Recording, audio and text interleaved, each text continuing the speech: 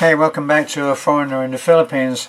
Well, after my experience with our friend Michael, and on the other video, getting him back here, getting him settled into our guest house, which is, even though it's actually a traditional half block, half wood frame and bamboo cladding house, it is actually very comfortable. He has everything he needs there, so we're not worried about him.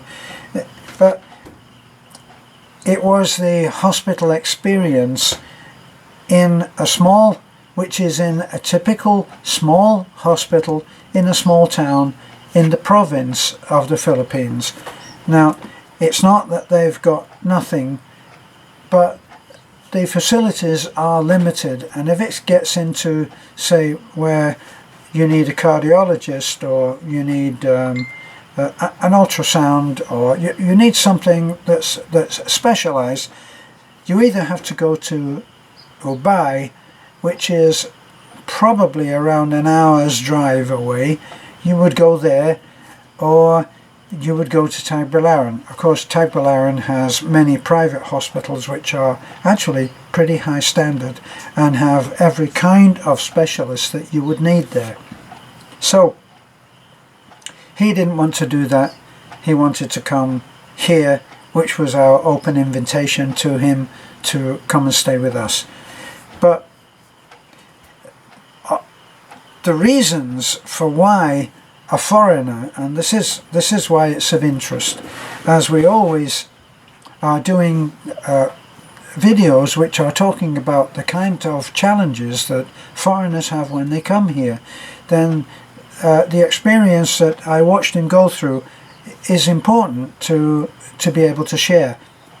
For one thing, the Filipinos who are in Michael's life, in the form of sisters, sister-in-laws, cousins, aunts, and everything, who live close to where Michael and Bonnie used to live.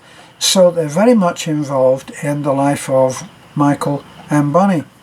And of course, when Michael gets sick, boy, the ladies are down there, and they're determined that they will have their way, which in itself creates a certain kind of stress, because if a man, well, Michael is 70 years old, so it's not like he needs guidance, and he makes his judgments on the basis of being an intelligent, articulate adult. Very difficult with the language difference and the culture difference to be able to explain his reasons for why he would not want to be in the hospital. Now, it's important to understand what it means when I've said in the past, well, when you go into a hospital here, you have to have support. And what form would that support say? Well, if a man goes into hospital, or a woman goes into hospital here, then they must have people go with them. Now, it would be reasonable to assume that anybody going in would have two people. Like for most of the time when we went back to see Michael, he had two nieces who were in the same age bracket as Taliklik, about 14 years old, intelligent girls, sensible girls, and they're there. And if anything is needed, if the patient, in this case Michael, needed, say, to have any medication, which they didn't have in the hospital pharmacy, which does happen, and if as I say, the medication was not available, Michael would be able to give one of the girls the money to be able to go out, and there's a pharmacy outside the hospital, and they would go and get the medicine that was on the prescription. So they're there to handle things. Sometimes the food is not palatable for, say, a foreigner in a Philippine hospital, so if they're not able to do that, then in the case of the hospital in Taliban, they can go, the girls or whoever is there as support would be able to go across the road to the restaurant across the road, get a meal and bring it back, and he would be able to have that. Water, they need drinking water, they need that kind of thing, so they need help, and of course they want company. Now if this was in say the UK, you would be limited to maybe 2 bouts of visiting, and the visiting hours would be between, say for instance, between 7:30 and 8:30, right, or between 6:30 and 8:30. You would be allowed to have 2 visitors at any given time at your bedside as a patient. Now you wouldn't be able to have more than that without some nurse coming up and saying, sorry, one of you will have to take turns and go out. So it's a fairly controlled thing. And then at the bell, a bell rings at the time that the visiting hour's over, and you've got 5 minutes to say your goodbyes and leave, so that the hospital can get on with the job of delivering medical help. But that's in the UK or in the US or any of the Western countries. That's probably the norm. Now, with Michael, what Michael found, they didn't have a private room.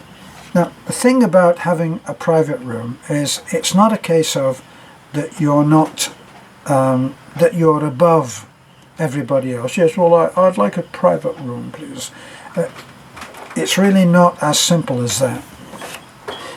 Michael, we asked for a private room, but there's actually a waiting list in that hospital at this time.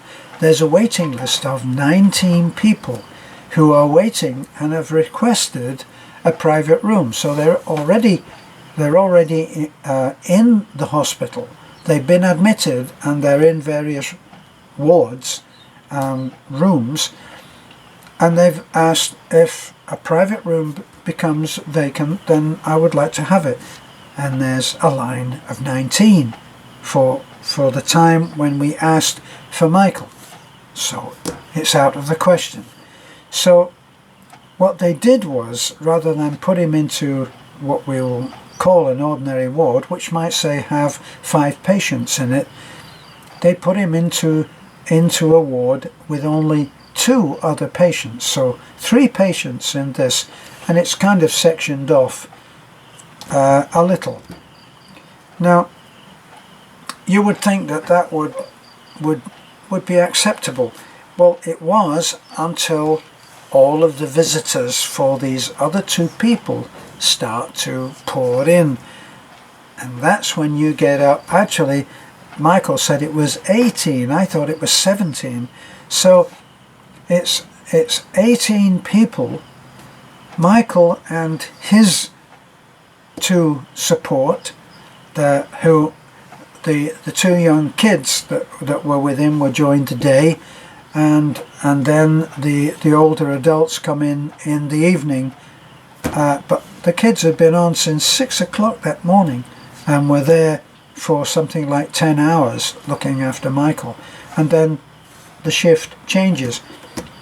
But it doesn't change always, and any one given patient might have 4 or 5 or 6 people who are in to visit, spend time, sleep on the bed with him or her, and that's how it is. Now, in a hospital in the West, if people are sick, then you're asked to be quiet. It's not the same here in the Philippines. Filipinos are a different culture. They're a different culture, different mindset, different training. They're different people. They're not the same. Which the other side of that coin is that Michael is not the same as them. So this has nothing to do with racism. It has nothing to do with prejudice. It's just a straight conclusion of that this is not what a Westerner's, a foreigner's idea of hospital is a calm place. It's a place where for most of the time there are no visitors, right? So you have to be a very special case on probably on an endangered list, almost on a danger list, to be able to have visitors at any time, and even then it would be restricted. But it's not restricted here. And Filipinos, wherever you find Filipinos, you will find cooking, you will find food, you will find talking, laughing, and Michael said a little ruefully last night, it was like a fiesta. So maybe we're the boring old farts, okay, we admit that, and all that Michael wants to do is just go to sleep, damn it, and he couldn't do that. And that's the norm. When we took baby Jane into hospital when she broke her leg again, and the place is full of people.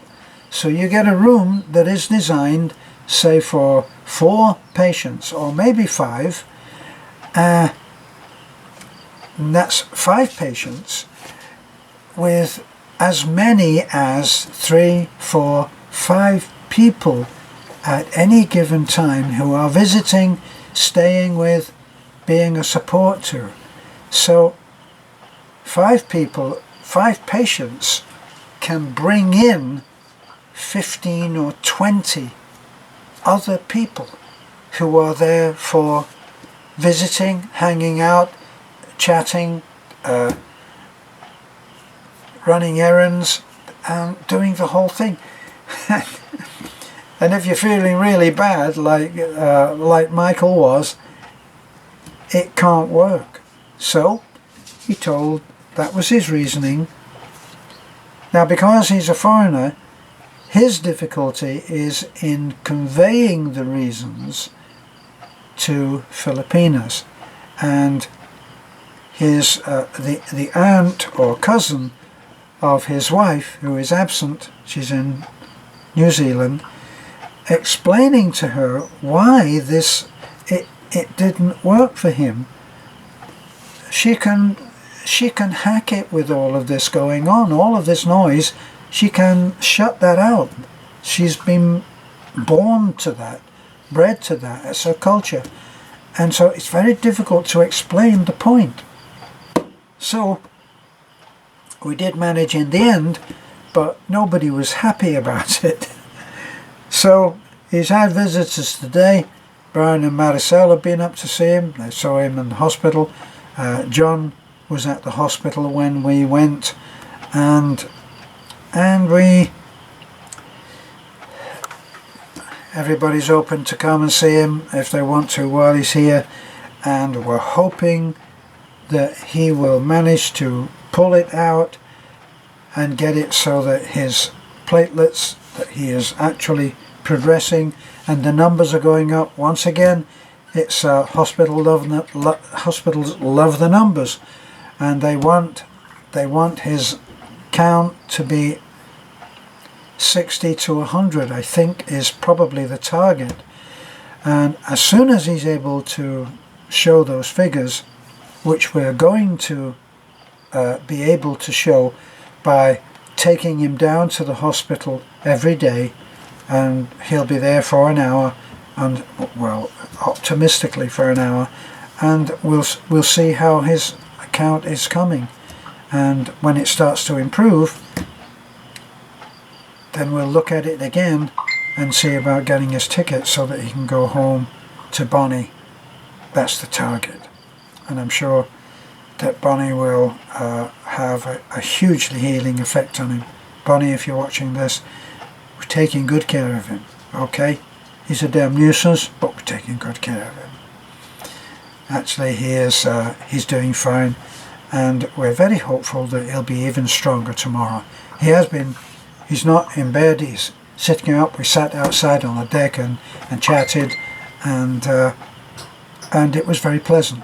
And he walks down to Nanai's house and eats with us at Nanai's table like we do, and he's doing fine. Okay, so he just needs to do better. So this is my little talk, really more about, we already talked about the update on Michael, but it's more about the difference between being in a hospital here and being in a hospital, say, in the West, which you're used to. The other thing about hospitals here is that people go there if they're just feeling bad, if they've got a fever and they feel a bit. What would in the West not get you admitted to go to a hospital in the West, go to the ER and actually convince them to admit you to hospital is a lot more difficult. Here, if you are dehydrated and you've got a fever, you get admitted and you'll go in and you'll be there for a couple of days, and you will take everything in your stride if you're Filipino. For me, I would not dream of going to a hospital if I just felt a little bit bad and had a fever and was sweating or what. No, it wouldn't happen. I wouldn't be doing that, because I have the foreigner's viewpoint on hospitals. They're, where we come from, it's for an emergency. It's when you really need some chronic help. Okay, back to saying goodbye. Take it easy.